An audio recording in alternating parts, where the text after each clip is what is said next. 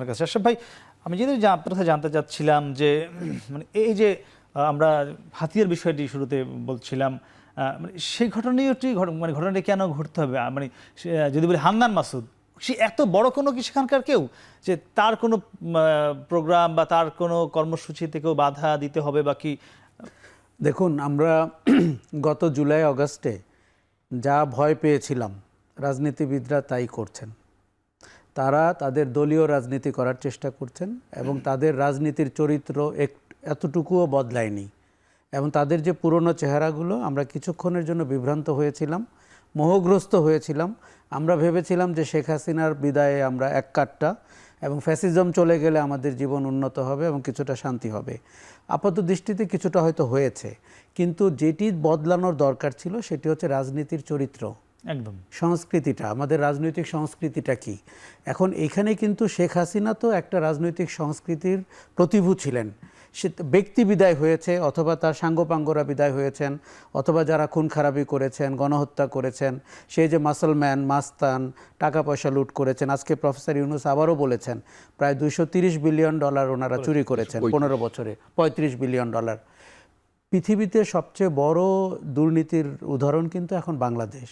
আপনি খেয়াল করে দেখেন, সিরিয়াতে যিনি প্রেসিডেন্ট ছিলেন আসাদ, তিনি কিন্তু কয়েক মিলিয়ন ডলার নিয়ে যেতে পেরেছেন। আর এদিকে শেখ হাসিনা কত টাকা নিয়ে গেছেন? 15 বছর ধরে অর্গানাইজড ক্রাইম করে, এভরি ইয়ারে $16 বিলিয়ন। অর্থনৈতিক সেক্টর থেকে করেছেন, জনগণের পকেট থেকে করেছেন, স্টক মার্কেট থেকে করেছেন। এবং এই যে বড় বড় ব্যবসায়ীগুলো, তারা বিদেশে টাকা পার্ক করে এসেছেন শুধুমাত্র আমাদের রেমিটেন্সের শ্রমিকরা ছাড়া। এখানে শতনিষ্ঠভাবে কেউ বিদেশি টাকা। একটু জানতে চাই, আপনি বলছেন রাজনীতিবিদদের চেহারা বদলায়নি, নতুন যারা নতুন বন্দোবস্তের কথা বলছে এনসিপি, তাদের কি চেহারা নতুন দেখছেন? প্রথমত বলি যে নতুনদের কথা আর একটু পরে বলি। আগের যারা বাজারে শক্তি হিসাবে আছেন, যারা 15 বছরে নিষ্পেষিত হয়েছেন এবং যাদের উঠে দাঁড়াবার শক্তি ছিল না, বা কেননা আমি বারবার বলবো, রাজনৈতিক দল কিন্তু একটি রাজনৈতিক সরকারের বিরুদ্ধে আন্দোলন করতে পারে, কিন্তু একটা স্টেট যখন আপনার এগেনস্টে চলে যায়, স্টেটের অর্গানগুলো যখন ওই সরকারের অংশ হয়ে যায়, তখন কিন্তু পৃথিবীর বড় একটি রাজনৈতিক দলেরও ওই সরকারের বিরুদ্ধে জোরালো আন্দোলন করা কঠিন হয়, যেটি শেখ হাসিনা প্রতি 5 বছর পর পর কৌশলে বাংলাদেশকে ওরকম জায়গায় নিয়ে গেছেন। কিন্তু যেটি অবাক হয়ে আমি লক্ষ্য করলাম, জুলাই আগস্টের পরে রাজনীতির সংস্কার নিয়ে রাজনৈতিক দলগুলো একদম আগ্রহী হলেন না। তাদের দলীয় সংস্কারের কোনো ব্যাপার আসলো না। তাদের বরঞ্চ চরিত্রটা আমরা আরও বেশি প্রকাশিত হতে দেখলাম। যেহেতু শেখ হাসিনা চলে গেছেন, আওয়ামী লীগ পালিয়ে গেছে, তারা ভোটের অঙ্কে নিজেদেরকে দেখতে শুরু করলেন, তারা প্রভাব প্রতিপত্তি খাটাতে শুরু করলেন, কেউ প্রতিষ্ঠান দখল করতে শুরু করলেন, কেউ ইজারা দখল করতে শুরু করলেন, ঘাট মাঠ ইত্যাদি দখল করলেন, কেউ পদ পদবি নিলেন। এবং আমরা কিন্তু এই রাজনীতির সমীকরণগুলো বুঝি। বড় দুটি দল বাজারে যারা আছেন, তাদের অবজেক্টিভ কি, তারা কোন জায়গায় যেতে চান, এটা আমরা তাদেরকে আমরা অতীতে দেখেছি, ক্ষমতায় দেখেছি, ক্ষমতার বাইরেও দেখেছি। তাদের চেহারা কিন্তু আমাদের কাছে পরিষ্কার। এইবার যে নতুন রাজনৈতিক দল, যা জাতীয় নাগরিক পার্টি, এই যে বৈষম্য বিরোধীরা, তারা এখন বাজারে এসে ভাবছে যে আমরা এখন কোন দিকে যাব। সবাই কিন্তু জুলাই আগস্ট ভুলে গেছেন। জুলাই আগস্টে দেয়ালে যা লেখা ছিল তার 50% শেখ হাসিনার জন্য, বাকি 50% কিন্তু বিএনপি, জামাত এবং নতুন দলের জন্য ছিল। যে আমরা নতুন বন্দোবস্ত চাই, আমরা বিকল্প হতে চাই, এবং আমরা চাই জনগণের অধিকার প্রতিষ্ঠিত হোক। এই 3টি প্রশ্নে আপনি বাজারের 3টি দলকে এখন জিজ্ঞেস করেন, তাদের মুখ দেখাবার অবস্থায় তারা নাই।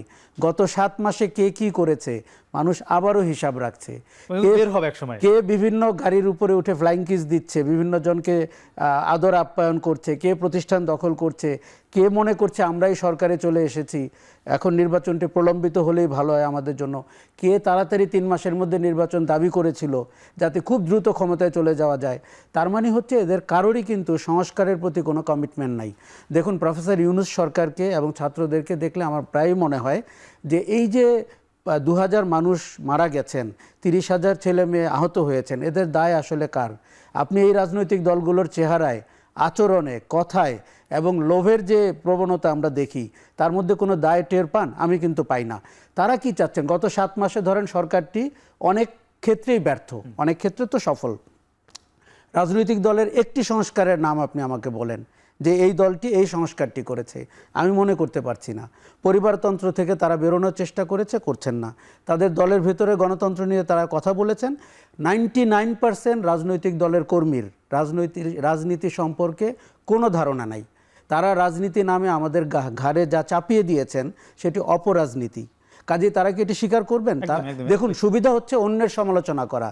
আপনি তাদেরকে আত্মসমালোচনা করার জন্য ডাকেন, তাদের চেহারা আরও কত উগ্র হতে পারে আপনি দেখতে পাবেন। রিপন ভাই, এই যে মানে আত্মসমালোচনা করার কি মানে আপনার সেই শক্তি বা সাহস আছে?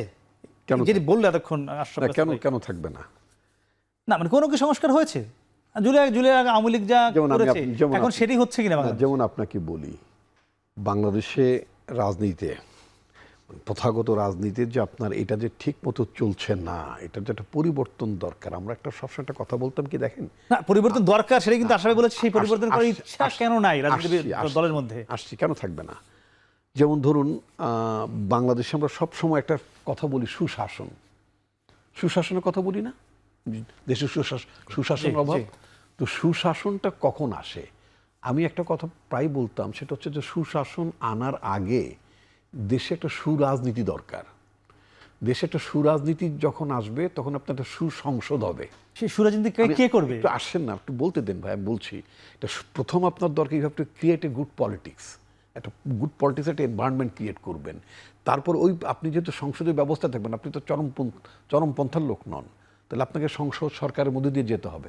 তাহলে আপনার একটা ভালো সুসংসদ লাগবে, একটা ভালো পার্লামেন্ট লাগবে। অর্থাৎ সেই ভালো পার্লামেন্ট বলতে আমি এই কারণে বলি যে দেখেন, আপনার ভালো পার্লামেন্টটা না হলে আপনি যদি 300 আসনের মধ্যে যদি অধিকাংশ গার্বেজ টাইপের লোকজন, নোংরা লোকজন, ময়লা লোকজন, দুর্নীতিগ্রস্ত চোর বাটপাট দুর্বৃত্ত টাইপের লোকজন, ট্যাক্স ডজার, এই সমস্ত লোকজনগুলোকে যদি আপনি মনোনয়ন দেন, বলতে এলাকায় টাকা আছে পাস করবে, তো দিলেন, দেওয়ার পরে কি আলটিমেটলি এরাই মেজরিটি হয়ে যাবে পার্লামেন্টে।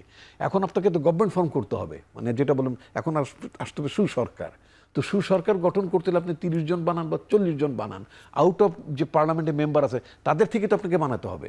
অধিকাংশ যদি বাজে লোকজন থাকে তাহলে আপনি দেখা গেল হয় 30-40 জন বেছে হয়তো বানাতে পারবেন, কিন্তু আপনার যে পার্লামেন্টারি কমিটিজ, মানে গণতান্ত্রিক ব্যবস্থায় সরকারকে অ্যাকাউন্টেবল করা হচ্ছে পার্লামেন্টারি কমিটিজ। এটা বিলেতে বলেন, এটা মার্কিন যুক্তরাষ্ট্রে বলেন, অলওয়েজ পার্লামেন্টারি কমিটিজ, আমেরিকায় বলে কংগ্রেশনাল কমিটিজ, সিনেটের কমিটিজ, তারা গভর্নমেন্টকে অ্যাকাউন্টেবল করে। তাহলে আপনার ওই যে বদি বা আপনার কি বলে জয়নাল হাজারি বা এখানে হাজি সেলিম, এই টাইপের লোকজন যদি পার্লামেন্টের মেম্বার, ওরাই তো পার্লামেন্টের চেয়ারম্যান হবে কমিটির। এখন কি বিএনপি জামাত প্রমোট করছে না? আসছি একটু, আমাকে একটু বলতে দেন। এখন আপনি যখন যদি সুসরকার গঠন করতে পারবেন, তখন সেই সুসরকার না আপনাকে সুশাসন দেবে। এখন গোড়ায় যান। গোড়াটা হচ্ছে রাজনীতিতে কি ভালো রাজনীতি আছে কিনা। তো ভালো রাজনীতি না হলে ভালো সংসদ হবে। ভালো রাজনীতি কি তৈরি করবে? ভালো রাজনীতি বলতে করে দিয়ে আসবে বিএনপি রাজনীতি, সে করে দিবে। ভালো রাজনীতি বলতে বোঝাই যেই দলটি যারা সরকারে যাওয়ার চিন্তা করে, তারা যদি মনে করে যে আমি জনগণের কাছে জবাবদিহি করতে হবে আমাকে, অর্থাৎ জনগণ আমাকে অ্যাকাউন্টেবল করবে, জনগণকে ওই জায়গায় নিতে হবে। ওই যে শুরুতে বলছেন পিপলস রিপাবলিকটা যে জনগণের, এই জায়গাটা তো যেতে হবে। তো সেজন্য আমি যেটা আপনার বলতে, আমাদের দল আমরা কি বলেছি, আমরা পর্যায়ক্রমে 31টা মানে পয়েন্টস আমরা বলেছি রিফর্মের ব্যাপারে। সেটা আমরা জানি, সেটা আপনি জানেন তো বটে। এর আগে এই যখন আমরা 2 বছর 3 বছর আগে যখন আমরা রিফর্মসের কথা বললাম, তখন কি কেউ রিফর্মসের দরকার এই কথাটি কি কেউ তুলেছিল? না, ইট ওয়াজ আওয়ার পার্টি, এটা আমাদের পার্টি। আমরা বলেছিলাম যে এই খাতগুলোতে রিফর্মস হওয়া দরকার। এখন উনি রাজনৈতিক বিশ্লেষক, সাংবাদিক, উনি যদি বলেন যে আপনাদের 31 দফার মধ্যে এই দফাটার একটু কারেকশন হওয়া উচিত, অথবা এটার মধ্যে আরো 10টা দফা আনা উচিত, আমরা তো সেই ডোরটা ওপেন রেখেছি না। কিন্তু সেটা কি ক্ষমতা যাওয়ার পরে করতে হবে, এখন করা যায় না? যেটি বলেছে আশরাফ ভাই, যে আপনি একটি পয়েন্ট বলতে পারবেন যে সংস্কার করেছেন আপনারা বিএনপি গত 7 মাসে। আমি যদি আপনাকে বলি না, আমি হ্যাঁ, সংস্কার তো মেইনলি প্রাতিষ্ঠানিক যে সংস্কার, সেই প্রাতিষ্ঠানিক সংস্কার তো আপনাকে ক্ষমতা যেই করতে হবে।